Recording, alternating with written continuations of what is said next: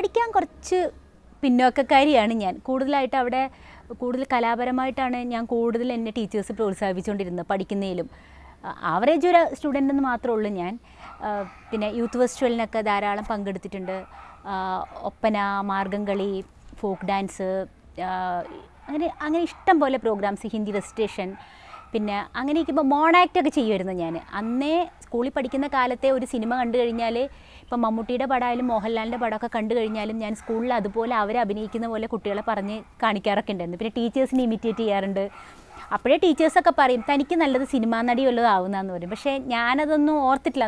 Cinema ലോകം എന്ന് പറയുന്നത് നമുക്ക് ചിന്തിക്കാൻ പോലും പറ്റാത്തൊരു കാര്യമാണ്. 10ാം ക്ലാസ് കഴിഞ്ഞ ഉടനെ തന്നെ എന്നെ കൊച്ചിൻ കലാഭവനിൽ ലാബാലച്ചനായിട്ട് എൻ്റെ ഫാദർ ഭയങ്കര കണക്ഷനാണ്. അവിടെ കൊച്ചിൻ കലാഭവനിൽ ക്ലാസ് എടുക്കുമായിരുന്നു, മാജിക് ക്ലാസ്. അപ്പോൾ അറിയാവുന്നത് കൊണ്ട് എനിക്കൊരു ഇങ്ങനെ ഒരു എരിപിരി മോളുണ്ട്.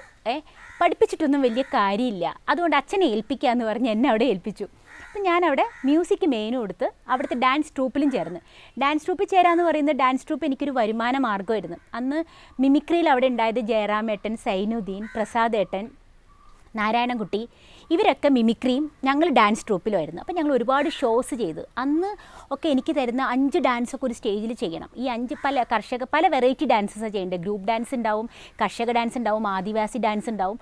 അങ്ങനെ പല വെറൈറ്റി ഡാൻസ് ചെയ്യണം. ഇതിലൊക്കെ ഗ്രൂപ്പ് ചെയ്തതിൻ്റെ കിട്ടുമ്പോൾ അച്ഛൻ തരുന്ന എമൗണ്ട് 75 രൂപയാണ്. അതെനിക്കൊരു വരുമാന മാർഗ്ഗമായിരുന്നു അന്ന്. അത് ഞാൻ എന്ത് ചെയ്യുമെന്ന് അറിയോ, ആ 75 രൂപ ഞാൻ എൻ്റെ ഫീസ് കൊടുക്കും. മ്യൂസിക് മെയിൻ എടുത്ത് പഠിക്കുകയല്ലേ, ഫീസ് കൊടുക്കും. അപ്പോൾ എനിക്ക് അതൊരു തൊഴിലായിരുന്നു അന്ന്. അങ്ങനെ ഇരിക്കുമ്പോൾ ഞങ്ങളുടെ ഡാൻസ് പ്രോഗ്രാം കണ്ടിട്ടാണ് തോംസൺ ഫിലിംസുകാർ ഡെയ്സി എന്ന് പറഞ്ഞൊരു പുതിയ പടം എടുക്കാൻ പോകുന്നു. കൊച്ചിൻ ടൗൺ ഹാളിൽ ഞങ്ങളുടെ ഡാൻസ് പ്രോഗ്രാം. അതിന് ബാബു അങ്കിളെന്ന് ഞങ്ങളൊന്ന് വിളിക്കാം.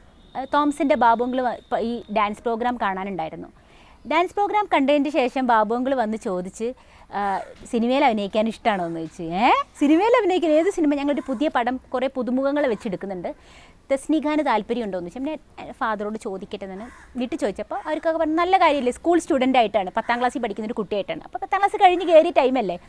അപ്പോൾ ശരി, ഓക്കെ, എന്നാൽ നമുക്ക് ചെയ്യാം. ഓഫീസിൽ വന്ന് കാണാൻ പറഞ്ഞു. ഓഫീസിൽ വന്ന് ഞങ്ങൾ കണ്ടു.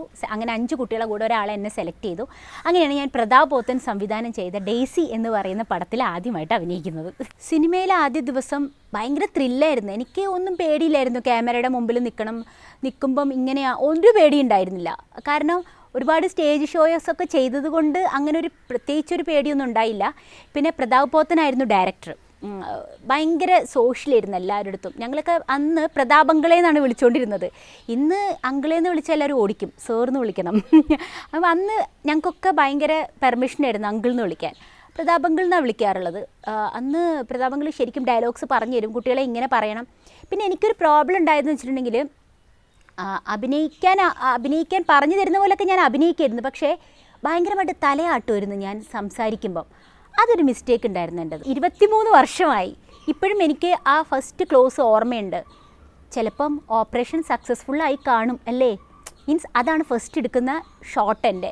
അതെന്ന് വെച്ചിട്ടുണ്ടെങ്കിൽ ഡെയ്സി ഓപ്പറേഷൻ പോയിരിക്കുക, ബ്രെയിൻ ട്യൂമറാണ്. അപ്പം ഞങ്ങൾ ഹാരിഷ് എന്നെന്തോ ഒരു മദ്രാസിലൊരു കുട്ടിയാണ് ഹീറോ. അവനോട് ഞങ്ങൾ ഫ്രണ്ട്സ് പറയാണ്, ഇങ്ങനെ വിഷമിച്ചിരിക്കുകയാണ്, അവൾ ഓപ്പറേഷൻ കഴിഞ്ഞിരിക്കുകയാണ്, ഇപ്പോൾ എന്ത് സംഭവിച്ചിട്ടുണ്ടാവും. അപ്പോൾ എൻ്റെ ഡയലോഗ് ഇതാ, ചിലപ്പോൾ ഓപ്പറേഷൻ സക്സസ്ഫുള്ളായി കാണും, വിഷമിക്കേണ്ട. ഇതാണ് ഫസ്റ്റ് ഡയലോഗ്. ഇങ്ങനെയുള്ള ആൾക്കാർ ഈ ഭൂമിയിൽ ഉണ്ടാവുമോ എന്ന് ഭയങ്കര, ഞങ്ങളോടൊക്കെ ഭയങ്കര സ്നേഹമാണ്. എന്താ പറയുക, നമ്മുടെ വീട്ടിലെ അങ്കിള് നമ്മളോട് എങ്ങനെയാണ് പെരുമാറുക, വീട്ടിലെ കൂടപ്പിറപ്പുകൾ, അതുപോലെ ആയിരുന്നു ആ സെറ്റിൽ.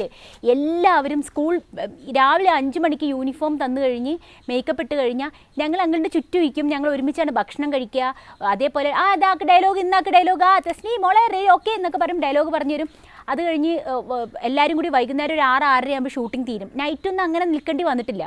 6:30 ആകുമ്പോഴേക്കും ഷൂട്ടിംഗ് തീർന്നു കഴിഞ്ഞാൽ എല്ലാവരും കൂടി ഒരുമിച്ച് മെസ്സിൽ കയറി ചപ്പാത്തി വരുത്തും, ഒരാൾ സബ്ജി ഉണ്ടാക്കും, ഞങ്ങൾ തന്നെയാണ് കുക്കിംഗ് ഒക്കെ. അപ്പം ഞാൻ ആലോചിച്ചു, ഇത് കൊള്ളാലോ, ഈ സിനിമ ഫീൽഡ് ഇങ്ങനെയാണോ.